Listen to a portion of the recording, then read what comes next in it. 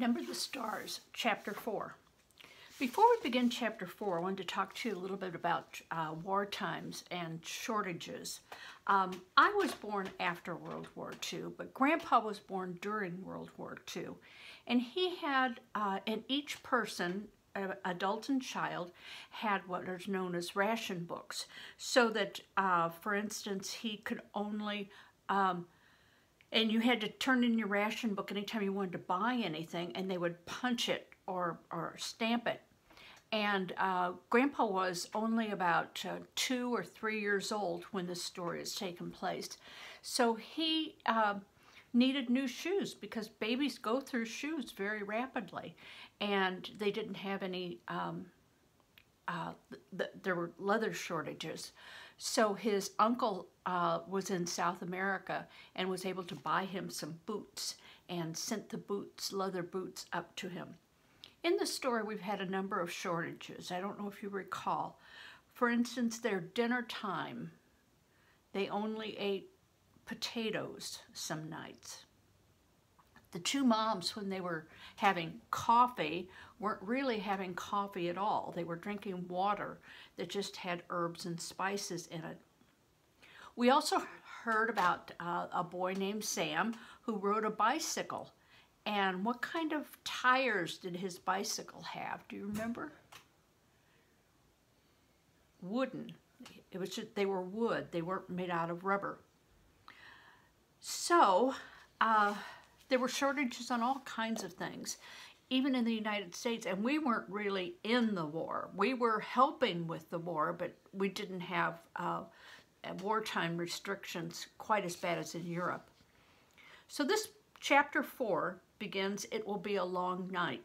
And this is the first chapter that didn't start with a question. So we're going to make it into a question. And I have a couple questions. Who is it going to be a long night for? Another question might be, why is it going to be a long night? Alone in the apartment while Mama was out shopping with Kirsty, Anna Marie and Ellen were sprawled on the living room floor playing with paper dolls. They had cut the dolls from Mama's magazines, old ones she had saved from past years. The paper ladies had old-fashioned hairstyles and clothes, and the girls had given them names from Mama's favorite book. Mama had told Anna Marie and Ellen the entire story of Gone with the Wind, and the girls thought it much more interesting and romantic than the king and queen tales that Kirsty loved. "Come, Melanie," Anna Marie said, walking her doll across the edge of the room. "Let's dress for the ball." "All right, Scarlett, I'm coming," Ellen replied in a sophisticated voice. She was a talented performer. She often played the leading roles in school dramatics. Games of the imagination were always fun when Ellen played. The door opened and Kirsty stomped in, her face tear-stained and glowering. Mama followed her with an exasperated look and set a package down on the table.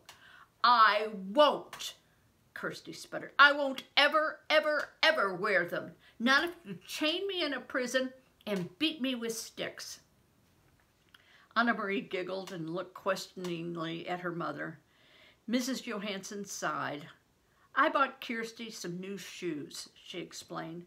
"She's outgrown her old ones." "Oh, goodness, Kirsty, I wish my mom would get me some new shoes. I love new things, and it's so hard to find them in the stores." "Not if you go to a fish store," Kirsty bellowed. "But most mothers wouldn't make their daughters wear ugly fish shoes." "Kirsten," Mama said soothingly, "you know it wasn't a fish store, and we were lucky to find shoes at all." Kirsty sniffed. "Show them," she commanded. "Show Anna Marie and Ellen how ugly they are." Mama opened the package and took out a pair of little girl's shoes. She held them up and Kirsty looked away in disgust. "You know there's no leather anymore," Mama explained, "but they found a way to make shoes out of fish skin. I don't think these are too ugly." Anna Marie and Ellen looked at the fish skin shoes. Anna Marie took one in her hand and examined it. It was odd looking.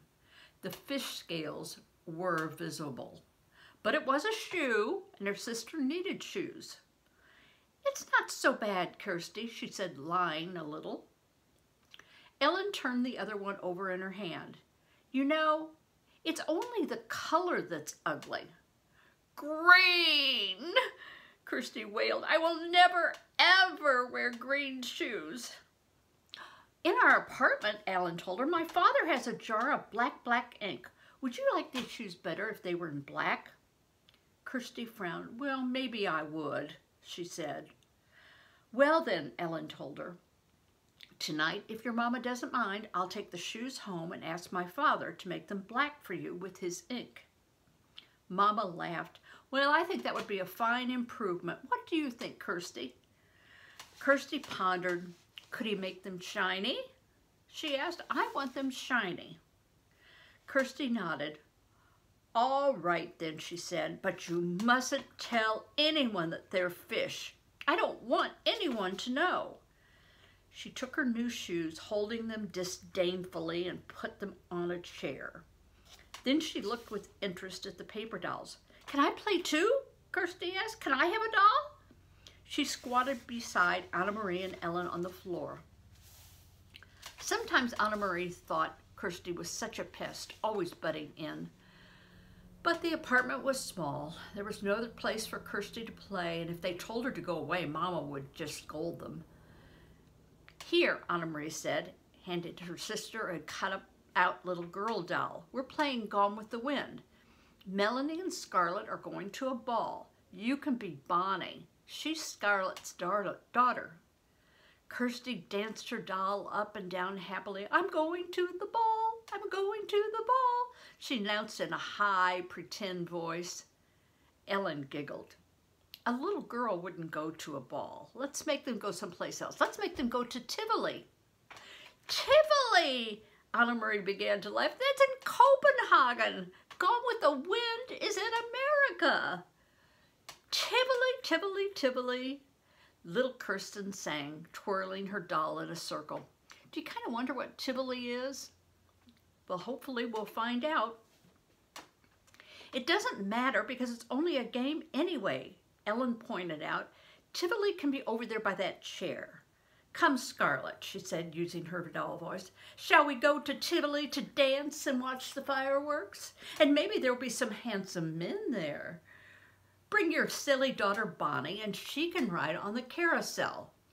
So, Tivoli has fireworks, dancing, and a carousel. Anna Marie grinned and walked her Scarlett toward the chair that Ellen had designated as Tivoli. She loved Tivoli Gardens, in the heart of Copenhagen. Her parents had taken there often when she was a little girl. She remembered the music and the brightly colored lights, the carousel and ice cream, and especially the magnificent fireworks in the evening, the huge colored splashes and bursts of light in the evening sky. "I remember the fireworks best of all," she commented to Ellen. "Me too," said Kirsty. "I remember the fireworks." "Silly," Anna Marie scoffed. "You never saw the fireworks." Tivoli Gardens was closed now. The German occupation forces had burned part of it, perhaps as a way of punishing the fun-loving Danes for their light-hearted pleasures. Kirsty drew herself up, her small shoulders stiff. "I did too," she said belligerently. "It was my birthday. I woke up in the night and I could hear the booms, and there were lights in the sky, and Mama said it was fireworks for my birthday." Then Anna Marie remembered. Kirsty's birthday was late in August, and that night, only a month before, she too had been awakened and frightened by the sound of explosions. Kirsty was right. The sky in the southeast had been ablaze, and Mama had comforted her by calling it a birthday celebration. "Oh, imagine such fireworks for a little girl 5 years old," Mama had said, sitting on their bed, holding the dark curtain aside to look through the window at the lighted sky. Do you think it was really fireworks? The next evening, the newspaper had told the sad truth. The Danes had destroyed their own naval fleet, blowing up the vessels one by one as the Germans approached to take over the ships for their own use. How sad the king must be, Anna Marie had heard Mama say to Papa when they read the news. How proud, Papa had replied. It had made Anna Marie feel sad and proud too, to picture the tall Asian king, perhaps with tears in his blue eyes, as he looked at the remains of his small navy, which now lay submerged and broken in the harbor. I don't want to play anymore, Ellen, she said suddenly, and put her paper doll on the table. Well, I have to go home anyway, Ellen said. I have to help Mama with the house cleaning. Thursday is our New Year. Do you know that? Why is it yours? Asked Kirsty. Isn't it our New Year too? No, it's the Jewish New Year. That's just for us. But if you want, Kirsty, you can come that night and watch Mama light the candles. Anna Marie and Kirsty had often been invited to watch Mrs. Rosen light the Sabbath candles on Friday evenings. She covered her head with a cloth and said a special prayer in Hebrew as she did so. Anna Marie always stood very quietly, awed to watch. Even Kirsty, usually such a chatterbox, was always still at that time. They didn't understand the words or the meaning, but they could feel what a special time it was for the Rosens.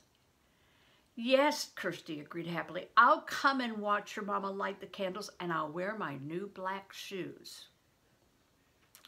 But this time would be different. Leaving for school on Thursday with her sister, Anna Marie saw the Rosens walking to the synagogue early in the morning. And the synagogue is the church that the Jewish people go to, dressed in their best clothes. She waved to Ellen, who waved happily back. Lucky Ellen, Anna Marie said to Kirsty. She doesn't have to go to school today.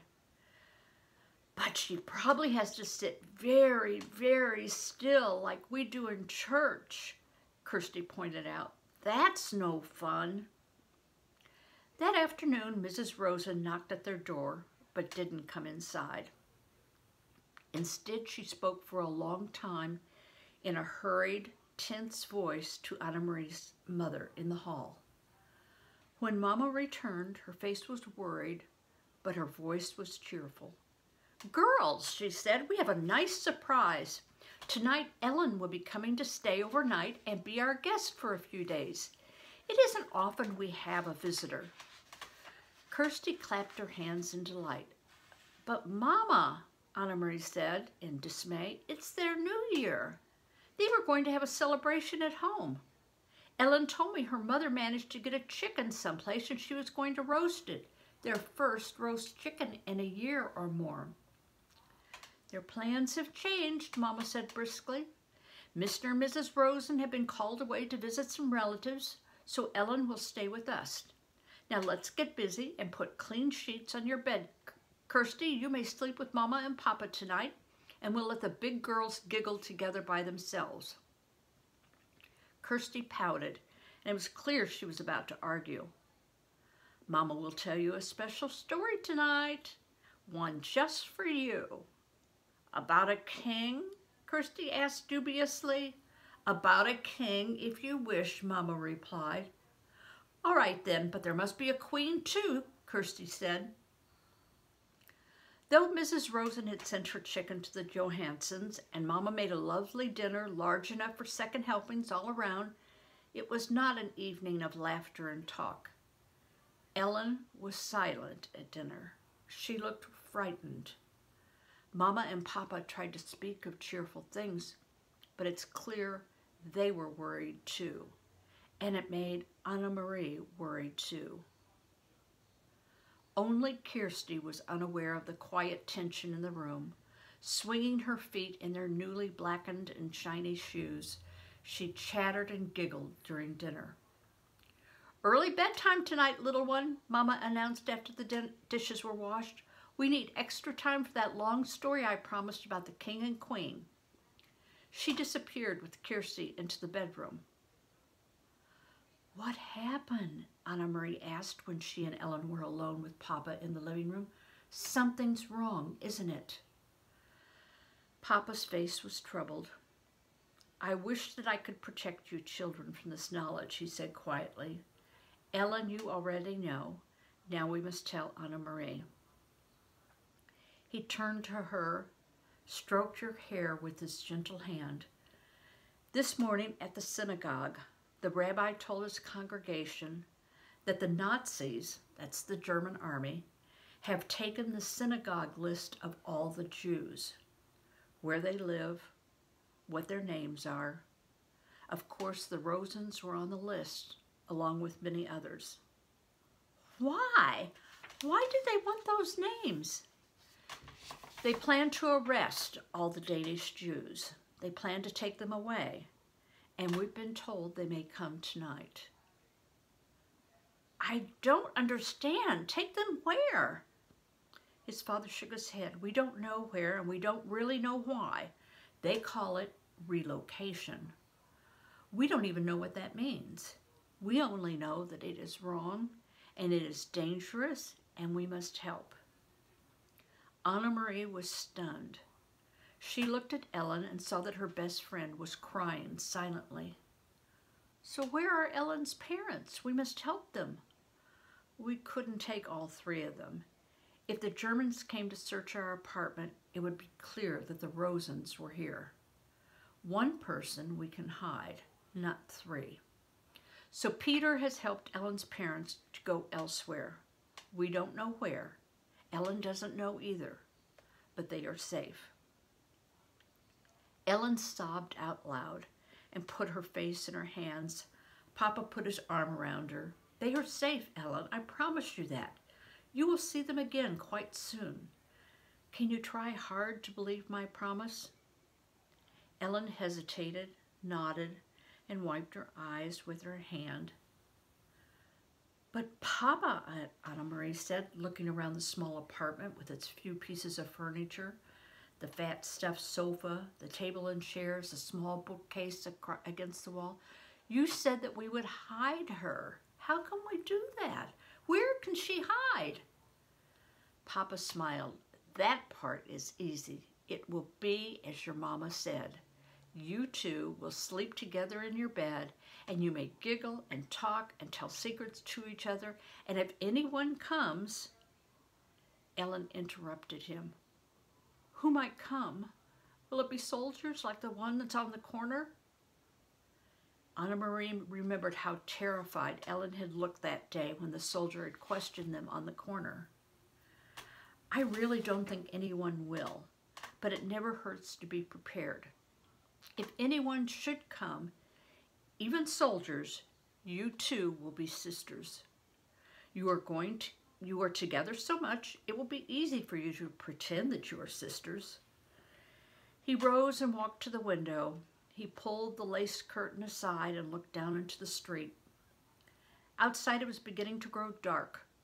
Soon they would have to draw the black curtains that all Danes had at their window. The entire city had to be completely dark at night. In a nearby tree, a bird was singing. Otherwise, it was quiet. It was the last night of September. Go now. Get your nightgowns. It will be a long night. Anna Marie and Ellen got to their feet. Papa suddenly crossed the room and put his arms around them. He kissed the top of each head. Anna Marie's blonde one, which reached to his shoulder, and Ellen's dark hair, the thick curls braided as always into pigtails. Don't be frightened, he said to them softly. Once I had 3 daughters. Tonight I'm proud to have 3 daughters again. So why do you think it's going to be a long night? Do you think it's going to be dark longer? Do you think they are not going to be able to sleep because they're going to be so sad? Do you think soldiers are going to come and wake them up? Well, we won't know until we read chapter 5. This is all for chapter 4. Bye-bye.